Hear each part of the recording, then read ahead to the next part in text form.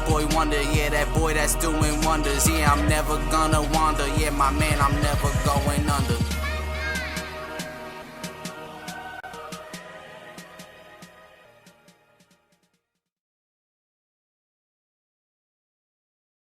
Hey, what's up, guys? Welcome back to Gary Fitness, another episode here. Today I have a special guest, my great friend Maul Davis.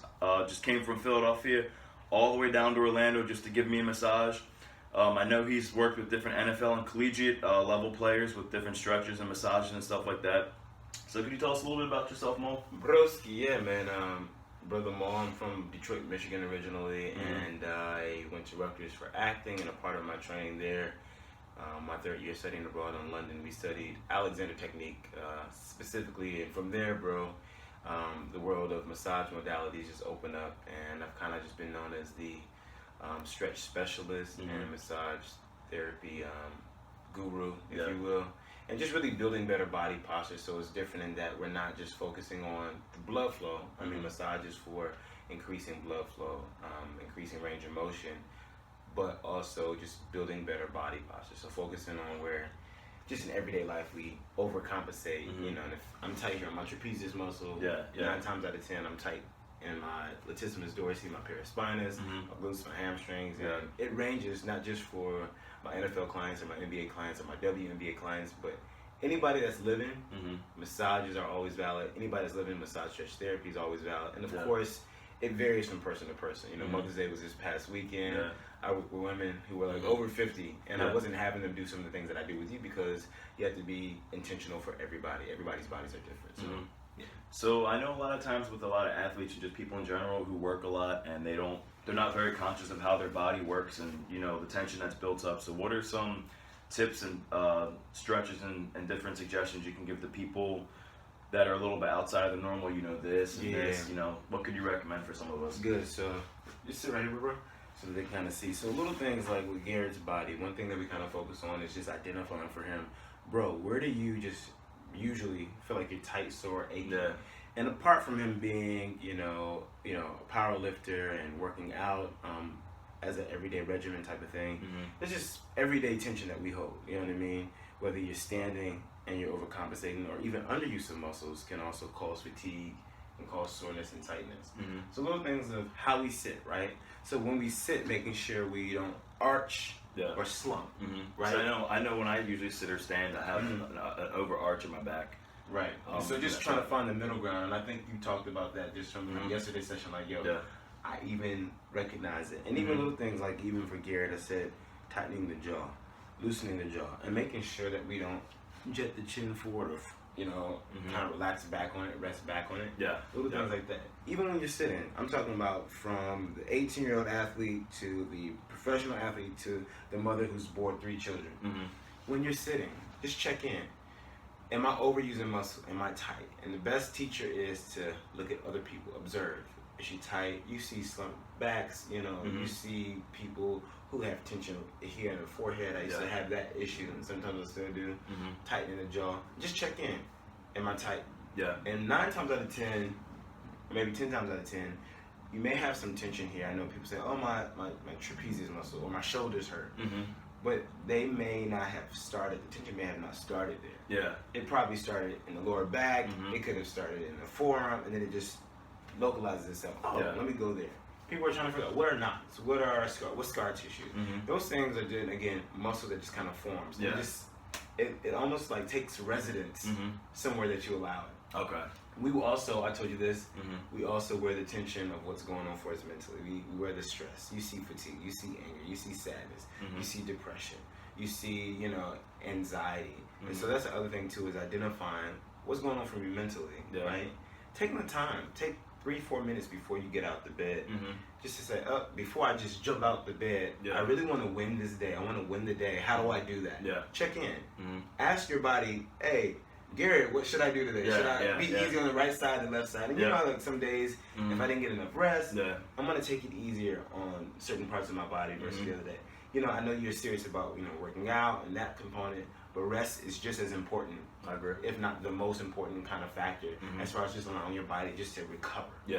You know, we're doing massage therapy, we're doing stretch therapy for restoration, rejuvenation, agility, mobility, range of motion, those things. But we're also looking for just a very simplistic rest. Yeah.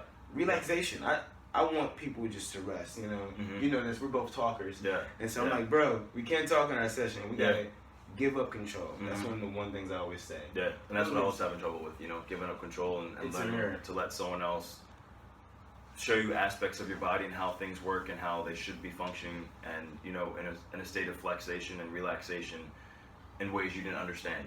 Tell me this, you were saying where you were most, I guess, surprised or alarmed that you had tension in your body from our sessions. Definitely my neck. I had some there. My hamstring, because a lot of the stuff I had problems with was my lower back. So that's why I took some time off of squatting and deadlifting heavy, just because there's a lot of stress built up, and I do security work. So I was standing up all day, and a lot of times I find myself resting my weight on my lower back. But I didn't realize that stress could be coming from the hamstring, but lower back, it could be coming from the top of the neck, and everything's just compressing and pressurizing there, And I think you said it earlier, what was the question earlier? You said, does it compress? Does like the muscles knot up and compress everything there, and they just start kind of just tightening up and moving, bulging. And literally each joint supplies to help the body to grow. I would like to say I invented that, but believe it or not, that's in the Bible. But literally each joint does supply to help the body grow, and you know how it is, man. You're like, yo, if my left shoulder hurts, my right side is just like overcompensating. There's just that imbalance there. So one of the things, Gary, this is the stretch portion, is when you stand, where are we putting the weight of our body? Shoulder width apart, right? Shoulder width apart, softening the knees. I'm not saying bend the knees, but soften them so they're not locked, because we want blood flow, right? Let one foot slightly come in front of the other. And for me, I feel like my right foot is more the plantar leg, so I'll probably let the right foot come forward a little bit as I'm standing, making sure that I'm not arching or slumping. And so I go into those. Because that's what I realize now. Like last night when I was at work after my first stretch session, I would find myself, if I felt like stressing in a particular spot, I would find myself kind of just let my body fall in limbo, relax, loosen all my muscles up, like you said, giving control, and kind of find where my body would be comfortable again, and then pick that spot to stand or to walk. And it's funny because he says like you become a little bit more conscious of it. It's like the ghost of Brother Maul. What I want you to do is stand this way, profile, so you can see. Do you mind just taking this off so they can see? Yeah, that's fine. Good. So what I want you guys to do, so as he stands this way, face this way. Good. Shoulder width apart. So I want you to lift the neck up. There you go. And soften the knees. Soften the knees. Good.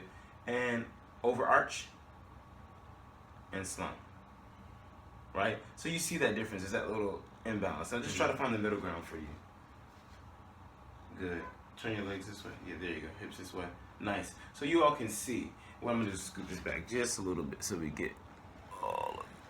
There you go. All right. Good. And as he's there. So hands on the hips here. Dropping the shoulders, right? Giving up control. Let's come to this side. Good. So what I'm allowing them to do is just to allow that lumbar to open up here. Let the arm fall. Again, we're not overarching. We're not trying to tighten. We're not doing, for dancers, I know they do like porter brawl, you know, those type of things. And I know we're used to stretching like fixed tension, but give over to it. And I'm not even saying go deep. If this is enough, this is enough. Give over to it. And from here, go back slow, breathe. We forget to breathe. Remember we talked about that? Same thing sometimes in lifting, you'll find yourself forgetting to breathe. And you just start finding yourself gassed out, and the weight feels a lot heavier, Right. And drop the neck here. Nice and easy, giving up control. And really give over to this, right, guys? And go back, slow, Drop the head, hang over the torso. As he's there dropping his head, he's softening the knees, right? Soften those knees, giving up control. And when he rolls up one vertebrae at a time, right?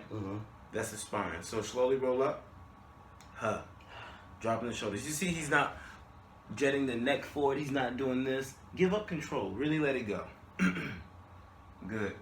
Good, and face the wall here. Good, I want you to do that again. Hands on the hips. Good, and come to the side. Breathe, drop the shoulders. You see how he's giving over to that? And go back slow. And he's identifying for himself which side is tighter. And the other way. And back. You can say the left side, the right side is more tighter. Good. Hang over the torso and roll up nice and easy.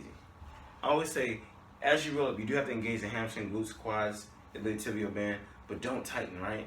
Make sure you don't clench the glutes as you stand. We stand tightening here. If I'm tight here, in the minimus, maximus, medius, I'm probably tight here in the lower part of the back, the paraspinous, the lumbar, the obliques, internal and external. If you're tight here in the glutes, you're probably tight here in the hamstrings. Remember these things. It's just a simple check-in, right? Good. Breathe. I want you to face the door here. Good. Step forward a little bit more. Now, I want you to be alarmed. His body's different, so I'm going to do something different with him that I may do with you, or that he may do with you, stretching you out. Breathe. I'm not doing this to my, my clients who are my Mother's Day clients on Saturday for various reasons. They're coming for relaxation, and this is probably not the best thing that they need. Neck up. Breathe. And all I want him to do is give up control. I also say this, don't try this at home, just simple. But I'm showing you guys just what happens when you give up control. Opening up that back, right? Soften the arms here. There you go. Breathe. And again, I'm only doing what he can do. Hang over the torso, drop the head. Good. Not on the vertebrae, but on the sides here. Roll up nice and easy. Good. Breathe in, bro. Good. And you can put the shirt on here. Good. Giving up control, letting it all go. And just that alone, you can kind of feel a nice release. Yeah. Yep. Right? Yeah. And then my back feels so much more relaxed now. Like I said, because I'm going to the gym after this, so I think that's going to be very beneficial. Good. Let me do the release here. Yeah.